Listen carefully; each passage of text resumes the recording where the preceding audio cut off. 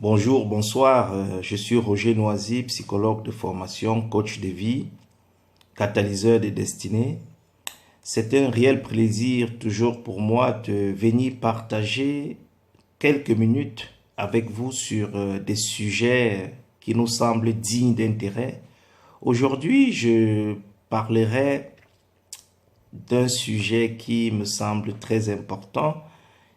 Il s'agit de la théorie du hérisson. La théorie du hérisson est tirée du livre de Jim Collins, dont le titre est « De la performance à l'excellence ». De quoi s'agit-il parlant de la théorie du hérisson? L'auteur de la théorie du hérisson est Isaiah Berlin. Il estime que dans la vie, les individus sont divisés en deux catégories. Il y en a qui sont des hérissons et d'autres qui sont des renards. Qu'est-ce qui caractérise les renards? Les renards sont des personnes intelligentes, sont des personnes futées qui sont capables d'être en même temps des bons informaticiens, des joueurs de foot moyens, qui sont capables de faire un peu de la peinture, un peu de la guitare. Bref, ce sont des personnes qui sont polyvalentes.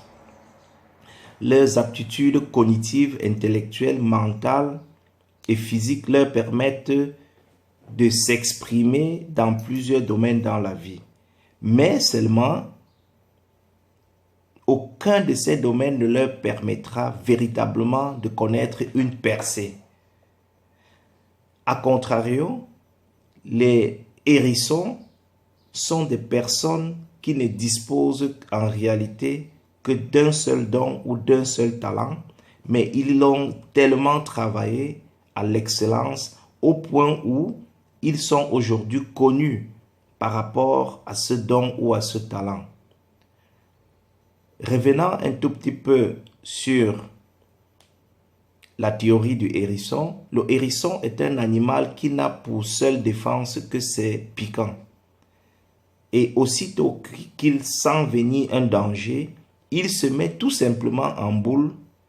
Voilà son mécanisme de défense le plus efficace. Et que vous soyez un lion, aussitôt qu'il s'est mis en boule, vous ne pouvez plus l'attaquer. Donc, prenons quelques exemples qui illustrent la théorie du hérisson. Lorsqu'on vous parle de Michael Jordan, une seule chose vous vient à la tête, c'est un basketteur. Lorsqu'on vous parle de Sigmund Freud, une seule chose ressort de manière saillante, c'est la psychanalyse. On vous parle de T.D. Jakes, tout le monde sait que c'est un prédicateur international du côté aux États-Unis et un peu partout dans le monde. Lorsqu'on vous parle de Sarkozy, on voit un politicien. Lorsqu'on vous parle de Usain Bolt, vous voyez l'athlète aux performances extraordinaires.